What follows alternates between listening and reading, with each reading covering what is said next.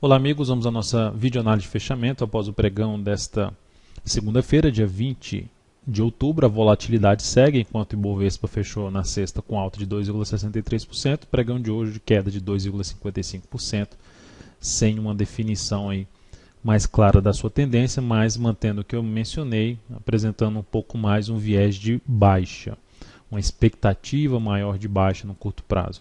Então o Ibov volta para baixo dos 55 mil pontos, suporte aqui na faixa 55.300, volta a fechar abaixo desse patamar e apontar mais para baixo aqui nesse momento. Então, dentro do que eu já mencionei em termos de volatilidade, o retorno para cima desses 55.300 vai trazendo aí um cenário ainda maior de indefinição para o Ibovespa. Mas nesse momento, dentro do que ela apresentou no pregão de hoje, aumenta aí a chance de nova mínima, suporte imediato, principalmente no intraday, em 54.132 pontos. E abaixo dessa região, o ponto mais relevante que eu identifico já fica ali em dois fundos anteriores, em torno de 53.000, 52.800 pontos. PETR4 no pregão de hoje apresentou queda de 6,13%, abriu caindo e deu uma travada depois dali da primeira hora de pregão, ficou travado boa parte do pregão e na última hora de pregão andou 2,56% para baixo, perdeu a mínima do dia e deu uma estilingada aí para baixo a Petro, que já vem num movimento esticado para baixo no gráfico diário, apontando aqui para os seus próximos suportes, que no meu entender está localizado aqui mais por volta dos 17,10 até a região aqui 16,85, a zona de suporte principal nesse momento para a Petro. E dentro desse movimento esticado, operar a favor da venda, já com esse movimento, a favor de um viés de baixa para ação, dentro de uma tendência ainda indefinida no meu entender, seria mais para day trade, até mesmo para compra seria mais também day trade. Ou seja, se a ação abre amanhã subindo, reverte essa última hora de pregão, vem para cima aí dos R$18,50, traz uma chance de operar na ponta compradora aí de day trade na Petro. E se voltar de maneira fraca, respeitando toda essa região de 18,50, gráfico de 10, 15 minutos pode trazer um topo descendente bem interessante para a venda de day trade. Vale 5 no pregão de hoje apresentou queda de 0,91%, vem caindo ali aos poucos, invadindo a região do gap, que funciona como suporte de 22,82 até 22,58, desculpe. Então nessa faixa tem aqui um suporte na ação, já vem com movimento de baixa. Se fosse para operar a tentativa aqui de estabelecer uma nova tendência na ação, ou seja, operar a favor de um possível movimento que venha acontecer na ação, seria depois que ela superasse essa máxima do pregão de hoje de 23,13 na ponta compradora. Tentando pegar, primeiramente, focar um pouco mais em day trade, dependendo do encaminhamento da operação, podendo segurar por mais um pregão e ficando atento principalmente na zona de resistência que ela parou de subir ali e voltou rapidamente para baixo, começando na faixa dos 23,59 e depois de 23,98 a 24,07. Olhando para a venda seria depois que essa ação gerar algum sinal de baixa, pensando em day trade principalmente, perdendo aqui 22,71 a mínima do pregão de hoje.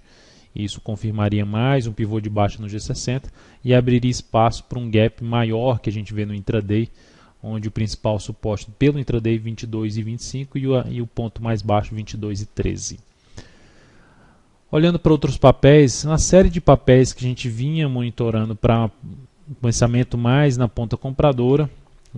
Por que pensamento mais na ponta compradora? Os ativos geraram força, anularam tendência de baixa, como é o caso aqui da Marfrig, anulou tendência de baixa, gerou um movimento de queda, aí pensando em compra, só que o movimento de queda, o movimento de correção começou a ganhar força e veio forte aqui para baixo, desde o pregão, a Marfrig, desde o pregão do dia 16/10, que eu não penso mais em compra, depois que ela veio até para fechar abaixo do gap que ela tinha aberto aqui no dia 6 de outubro, como diversos ativos fizeram isso.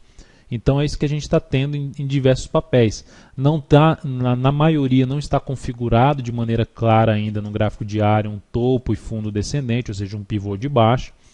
Mas temos aqui um movimento forte para baixo, apresentando aqui um viés de baixa na ação, onde para fazer nova planejamento de entrada seria ou buscar no repique de alta dessa ação mais operações de compra de day trade, no repique de alta na zona de suporte, em diversos papéis, mas para swing trade seria um pouco mais, dependendo do que elas fizerem para cima agora, pensamento em venda, assim como foi aqui, ó, gerou um movimento forte para cima, dependendo do movimento de baixo, buscar aqui alguma compra nesse papel, mas não acionou a entrada. E agora, como ganhou força para baixo, traz uma expectativa de restabelecer uma tendência de baixa que ela tinha daqui, desse ponto até esse ponto. Outros ativos nesse mesmo sentido, a Nato3, a Natura também ganhou bastante força, anulou topos descendentes aqui no gráfico diário.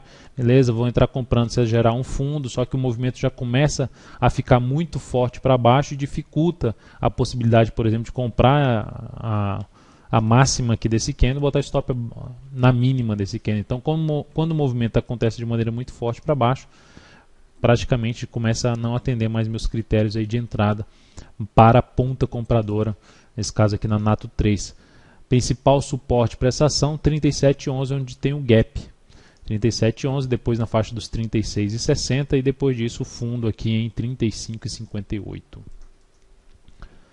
Pomo 4, mais uma que vinha aqui no processo de correção, que já tinha ganho força para baixo e em curto espaço de tempo, não gerou entrada no meu entender nessa superação de máximo, mas seria enfim ativos para tentar pegar compra de fundo ascendente, não gerou isso e hoje cai 4,27%. A Natura caiu 3,25%. Marfrig no pregão caiu 5,27%. Então ativos que poderiam trazer alguma alternativa de entrada foram desmontando aos poucos seu cenário aí de uma possível compra mais para swing trade, ou seja, de maneira geral, compra de swing trade está sendo bem apertada nesse momento, até mesmo para day trade ou para venda, ainda não tem um cenário tão definido para baixo, mas apresentando um viés maior nesse momento para baixo. De qualquer forma, o que está mais interessante nesse momento é um pouco mais day trade do que swing trade. Acredito que deve ficar assim até o encerramento aqui, até essa definição da eleição aqui no Brasil. Então temos aqui na Pomo 4 essa queda de 4,27%, que foi lá e fechou abaixo do gap, que ela tinha um suporte que vinha sendo respeitado, mas como fechou aqui abaixo, ganhou força, basicamente ainda pode gerar fundo ascendente, assim como a Nato 3, mas já dificulta uma compra aqui de superação da máxima desse candle com stop aqui embaixo. E olhando para o gráfico semanal, ativo bem definido no médio prazo. Smiles, que é um ativo que vinha com a definição maior ali no médio prazo, está para anular a tendência de alta de médio prazo e reverter para baixo, se ela perder o suporte em 37,73. Era mais um ativo que ganhou bastante força para cima, beleza, chegou lá no topo anterior, dependendo do recuo que ela fizer, vou entrar comprando, a ação vai lá e desanda para baixo. Ou seja, não estava claro que ela ia bater aqui nesse ponto e ia simplesmente voltar praticamente para a mínima do fundo anterior.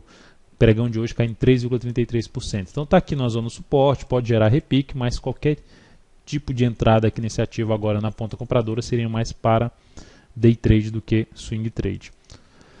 E HGTX3, aquele ativo que a gente até tentou uma compra aqui de fundo ascendente, não deu certo essa entrada. E agora o que ela fez no pregão de hoje? Então a ação monta um pivô de baixa.